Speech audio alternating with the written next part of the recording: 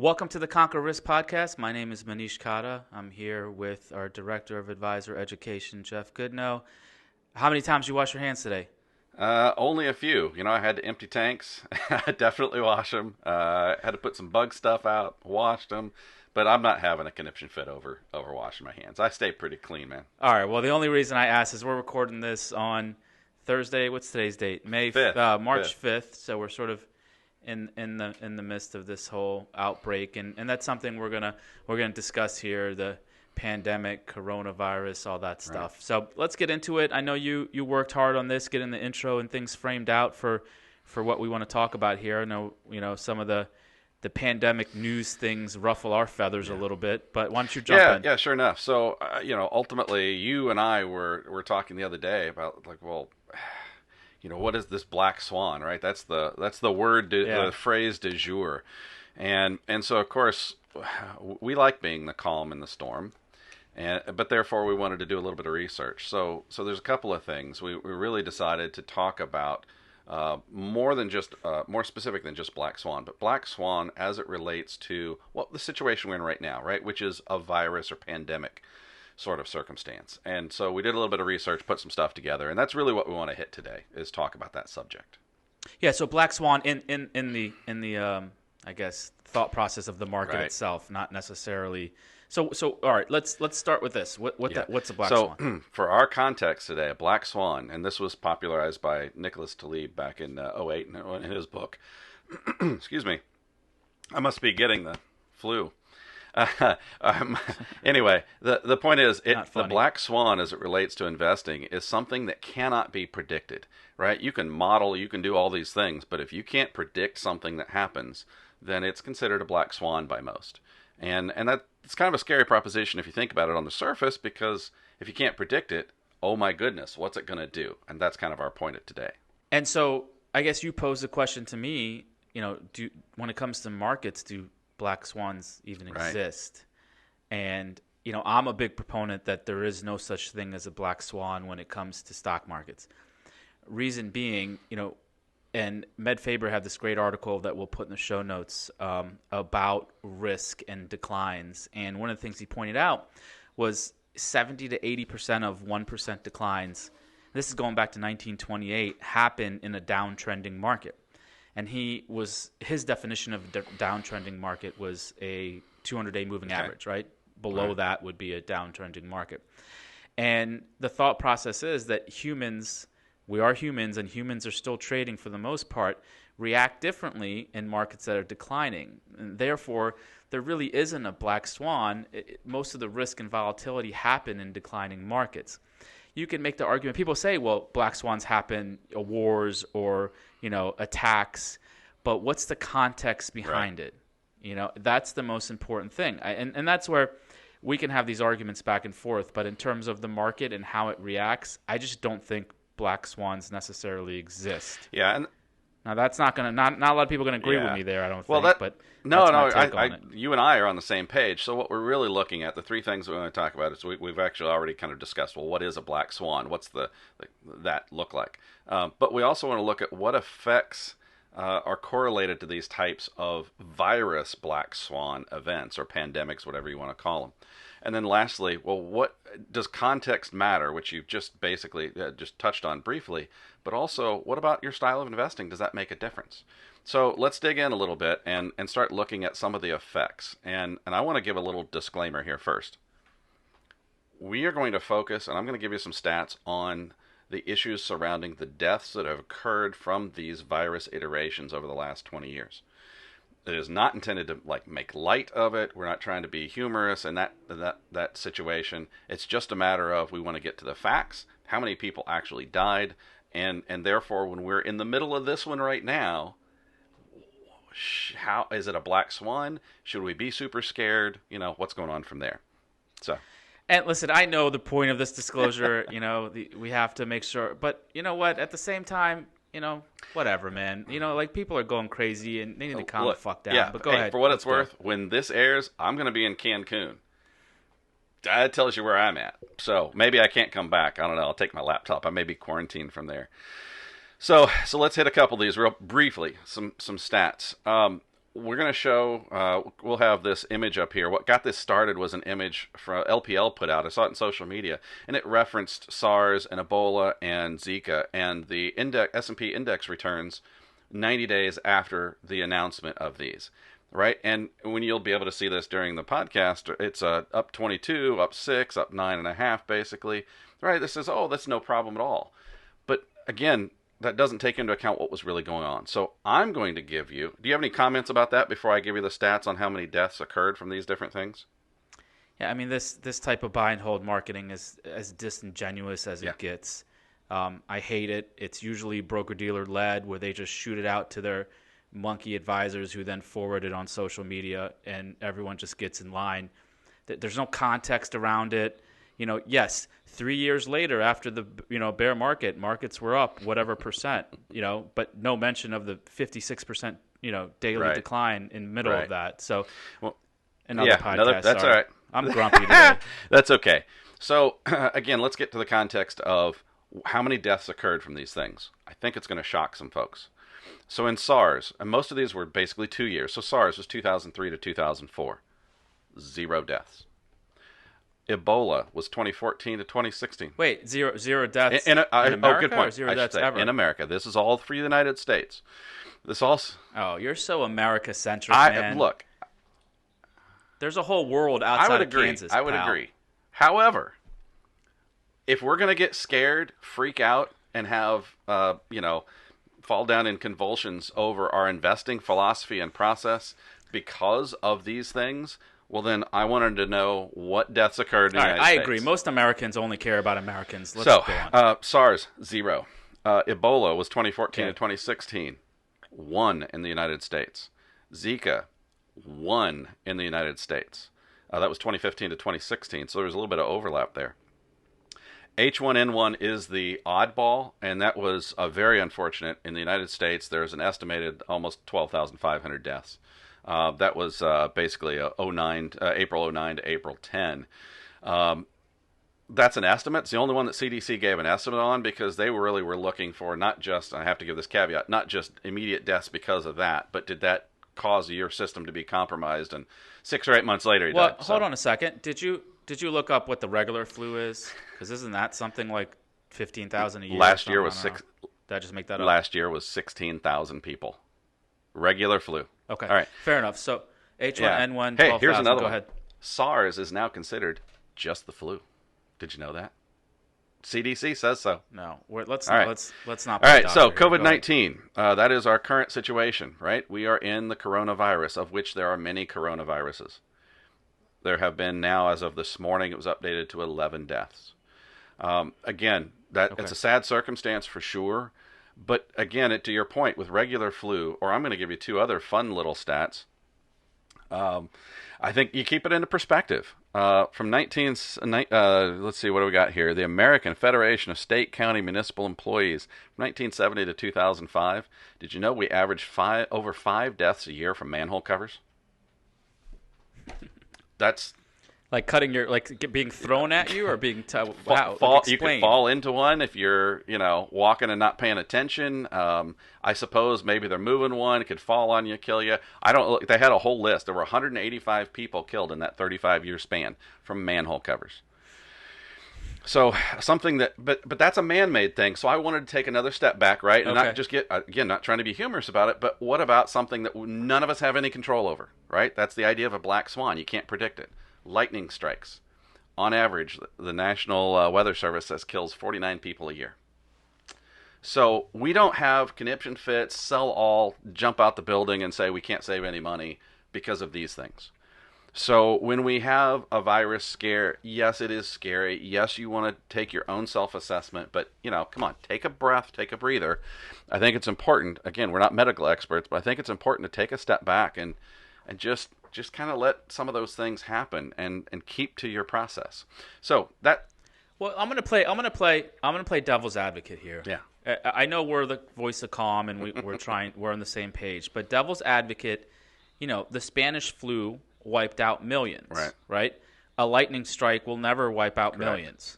So manhole cover will never wipe out millions. And I think that's the sort of the missing point here is that these things were contained, but a pandemic can be a once-in-a-lifetime bug that wipes out millions and millions of people. It is. And I think that's the fear where these other stats that we pull out, like I pulled out one because you asked me to. Last year, 6,200 pedestrians died. Yeah. Right? But you're never going to have a year where 10 million pedestrians die. Maybe after Telsa does the autopilot some more then, but not now. So that's, before you move on, I think that's the caveat we should make sure people understand from our point of view. And so that's where we're going to no, I agree with you. I mean, again, we're going to take the next step, though, and we're going to go into the context of both what was going on in the market environment when these things happened, and therefore some of those effects, and were they directly correlated or not. And that's your bailiwick, as well as what, does it matter what your philosophy is or your style, or what, should it matter, right? So you can fire away on context. With everything in life, context matters. You cannot make statements, and this is what bugs me about the media and also the buy and hold crowd now. You cannot just make these statements without context, because in most cases, they're false, right? So when I hear things like, hey, don't worry, after H1N1, the market rallied 35%. Well, no shit, Sherlock. That was from April 2009 to what? April 2009 to April 2010, coming off one of the greatest bear markets ever. March 10th of 2009 was the bottom of that the Great Recession. Correct. So did the market rally, because they didn't care about H1N1, or because we just had a bear market? So I want to go through this. There's a couple of these. SARS, for example, February 2003 to February 2004. The S&P rallied 35% during that period, right? Mm-hmm. Also coming off a bear market. Context matters. So in that case, it didn't have an effect because of where we were in the market cycle. H1N1, the market rallied 48%, coming off one of the worst bear markets ever. Ebola, once again, rallied 8.5%. We were in the middle of a bull market. It didn't matter. Context matters. In this case, we are way deep. Extremely overbought on the end of a really long bull market. Yeah. So if the market starts declining from here, was it because of this, or was it because of the fact that we were already in such an overbought condition that the market was waiting to sell off no matter what it was? I don't know, but this is my point about black swans not necessarily mattering without context. Right. Everything has to be given with context. And in these past examples, you can't say that, hey, look, don't worry, the market was up this much after this pandemic, without telling people what exactly was happening during that time. No, I think you're spot on. And so you've given some detail around the context, and I want to take a step back, and this really goes back to a podcast one of our first ones, and I referenced this kind of circumstance. I wanted to look at or talk about, well, what about the style of investing, the philosophy that you have? Should that make a difference? And I'm going to make this very simple statement.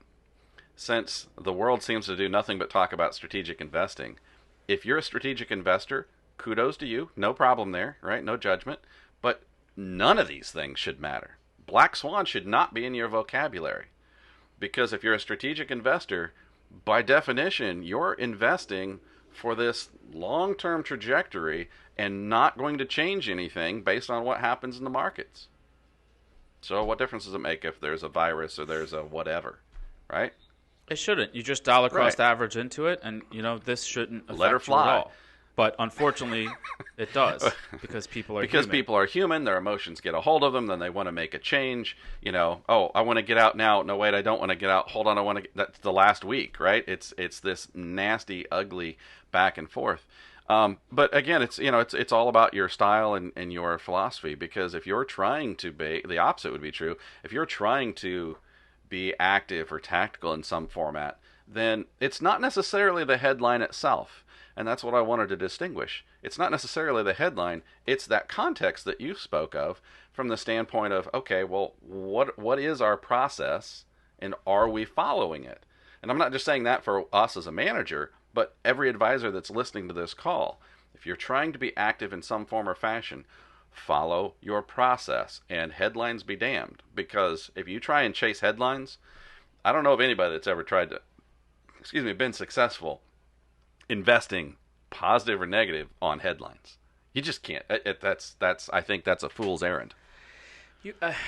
I mean, listen. I wrote this story in the commentary. I had my parents out here last week, and my dad was sort of, flicking his phone left and right, trying to figure out what's going on. And I got through about Wednesday afternoon without even looking at CNBC, because a lot of times we're not trading intraday, and so I see the emotional side of it all over. Just people talking to me. I rarely tell people what I do, but the people that know, it's like, oh, what's going on with this market? What should I do? And it's just like a conversation,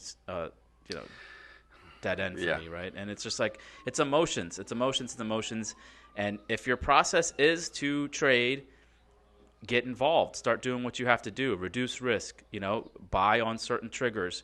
But if it's not, then just go do something else. No, I absolutely agree. And I think, unless you've got other input there, I think we need to sum up this concept of myth. What's your, what's your summation, if you will, your short answer? I don't think, to us, we follow the data, right? So as the market declines or increases and the underlying data changes, whether that's the price of indices or market breadth, it affects our systems. It doesn't matter what actually happened to make the data change. It just comes down to the data changing. And I always tell people that where, a lot of times, like 2011 with 9/11, the market sort of declined after. But it was already weakening going into it. It had nothing to do with necessarily that attack. Maybe you can make the argument that flicked it off the edge. But for the most part, markets react on data and not on news, at least in the mid to long term. Maybe a couple days here and there you get some overreaction, but it's usually warranted. Right. Yeah, and so, and I go back to my statement, right? The context of what your philosophy is and what your trading style is, or lack thereof, matters as much as anything, because depending upon what it is, these black swans, they don't exist if you're strategic. If you're tactical, then it's not the black swan itself. It's about what effect it has on the data, and therefore you're making your decisions accordingly. Hopefully not with a psychological, emotional tilt to it, because that's that's I've seen horror stories. Just don't go there. Have a philosophy and stick to it. That's our summation. So on that note, how about recommendations? So we use a planning software, not financial planning, but we were using Microsoft Planner, and as a team trying to figure out how to assign tasks and all these different things. And Christopher, our director of marketing, loved these teamwork software. And so we went out there, looked at different pieces of software, and my first impression is I love it. I mean, the fact that we can set up a list of tasks and have them be in order, where when you finish one thing, it automatically kicks off to me. Maybe some companies and advisors already have this in place. This is our first crack at a teamwork software that actually works. And I don't know about you. What are your two thoughts on that? I think it's phenomenal. Yeah, definitely. I like the organization. I like the setting up. My favorites, the dependencies. So you wrote a blog. You marked that you finished it. It shot me a notification. Hey, Manish has just finished this, and now you're up, basically. And so when I finish it, and it goes to Jen, right? And I don't have to. None of us are passing links back and forth. None of us are doing anything. It's just check the box. I'm done with my task, and it moved the dates up. So her date was now 2 days away instead of 3, because I finished mine early. Yeah. I mean, that's pretty slick. It's beautiful. Slick. I'm hesitant to give Mr. Norton any credit on this technology thing since he's such an Apple fanboy, but I have to give him a shout out. It works really well, and it's teamwork has definitely helped us get organized. All right. Well, I'm going to keep mine short and sweet, especially after this a little bit ominous sort of podcast with some of the data. If you're ready to be offended and you're ready to have a good laugh, hopefully those two work together. You need to watch, and I think it was 2012, Ron White did a special. He's a stand-up comedian called A Little Unprofessional, and that is probably the biggest understatement I've heard in 6 months. I mean, we have fun on our podcast, but glory be. Yeah, definitely watch it, but just don't do it if you're going to get... Where? It's on Amazon Prime, it? Hulu. It's actually a number of places you can catch it streaming. Okay. So, but it's definitely worth a lot. I mean, it is. My wife got mad at me. She told me to be quiet. I'll just put it like that. I had to think about what I was going to say, because it's not exactly what she said. Anyway, wait, your wife told you to shut up? I haven't heard that. Oh, she told me much more distinctly than that. All right, have fun in Cancun. Right. Peace out. Here. Thanks. Later.